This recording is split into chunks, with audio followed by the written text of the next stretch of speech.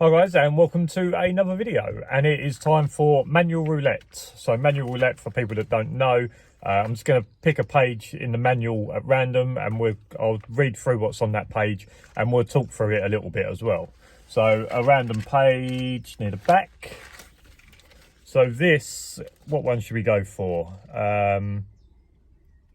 So we'll go for page 74, and on page 74 it's regarding safe distances between your dog and other persons and animals. So it says on this page, make sure there is plenty of room between the dog and other people whilst carrying out patrols. A recommended distance of about 6 feet should be significant beyond the dog's head.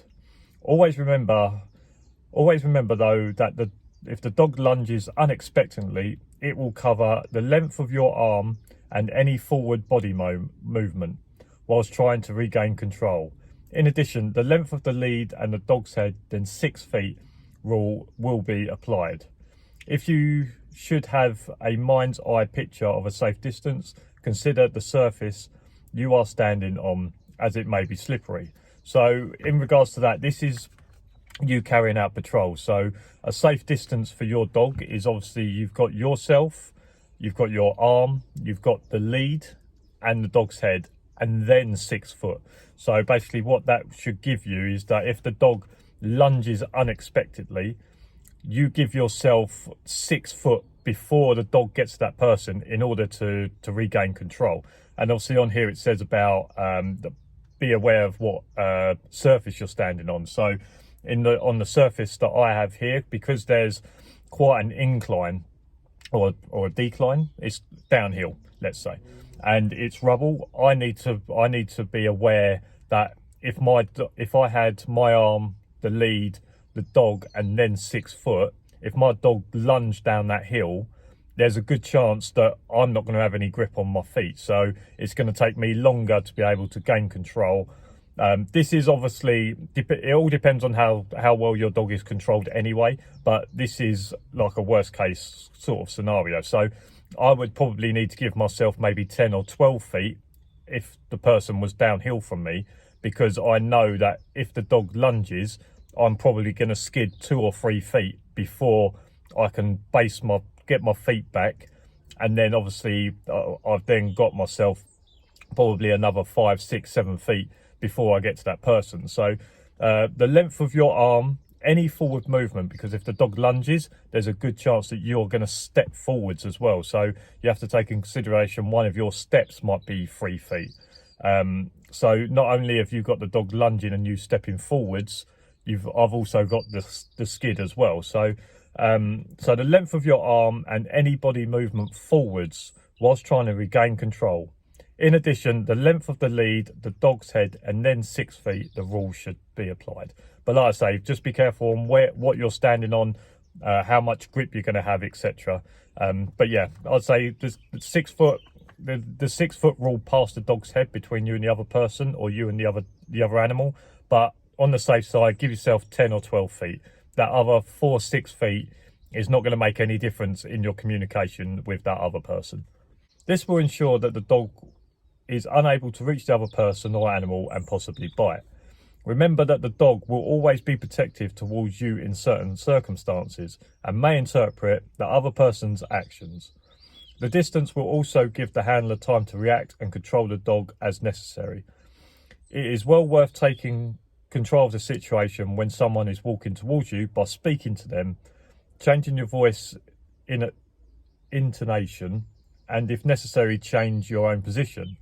This ensures that nothing gives off confrontational signals to the dog, causing it to react unnecessarily, showing aggression when not required. So this is saying that it's also you that can control that situation. So if someone is approaching you, you can ask them, please don't come any closer, stay where you are. Remember the challenges of stay where you are, don't approach the dog. You can use these, but what I would do in a non-confrontational situation is I would say that. I wouldn't raise my voice, because raising my voice would then let the dog know that there's possibly something going on. So I would use my normal voice the same way I would talk to you. As I say, look, just stay where you are, that's close enough, don't approach the dog. You're at a safe distance where you are there. Also, you can change your own position. So if someone is walking towards you, you could also change your position where you step to the side, or you can try and change your position so that that person can't get too close to you. This ensures that nothing gives off confrontational signals to the dog in it to react unnecessarily, showing aggression when not required. So a lot of this is about you controlling the situation and just saying to that person, and any normal person, if you say to them, like, stay where you are, don't get any closer to the dog, a lot of people are going to say, yeah, okay, that's sorry, I didn't realise I was encroaching. Other useful points that need to be considered are: keep your dog on a short, loose leash when you take it past other dogs or people. Similarly, always walk wide around handlers and other dogs. Do not over tighten the lead, though, as this acts of putting the dog on guard. So this is saying that try to use a short, loose leash. So the same way you would patrol, you have a short lead, but there's no tension in it, because a lot of this, if you bring tension to the lead, that will pull on the dog's collar, and in some dogs that could be the trigger for them. If they feel that you tense up, remember, dogs will go off a lot of body language, and sometimes it can be your body language of how you hold the lead. So if you put tension on the lead and bring tension onto the dog's neck, that can put them on guard, and that can notify the dog that the dog needs to possibly protect. When meeting other dogs or handlers, pass them on the left where possible. Do not run when dogs are in exercise area or in the proximity of other dogs and handlers. This may cause excitement and unwanted injury. So the same way, pretty much with any other dog, if you start running around, if your dog's off lead, or even if he's on lead, if you start running around and doing things quickly, that can excite the dog, and possibly the dog may not be thinking in the best way possible, and they can maybe get overexcited, and if two dogs or a dog and a handler got too close, possibly the dog could get overexcited and maybe give a nip, or there may be some form of aggression. Well, I'm not saying that's for every dog, but I'm just saying that is a case that could happen. Do not pet, handle or walk near dogs other than your own for safety reasons. That's pretty self-explanatory. So if there's other handlers with dogs out, don't go over and pet them. Don't go over and try to handle them. When you're on site, your dog is your dog, and if another dog needs to be handled, let the other handler do that, the one that is certified to work with that dog. Do not release your dog or unleashed obedience or exercise unless you are absolutely sure it is safe to do so. If a dog becomes involved in an accident incident when unleashed with its handler, the handler will be held responsible. So that's just saying, look, unless you know that it is absolutely safe to do so. Like I've said to you about the area I have, the little grassy area where I can play a bit of ball with my dog off leash, because I'm absolutely certain that there is no harm that could come to other people. So if you are going to do it, you have to be 100%. You have to 100% know that nothing can happen, because if anything was to happen whilst the dog was unleashed, the handler is held responsible. Treat the dog with consideration. Be kind and sympathetic with your handling techniques. Always treat the security dog considerately.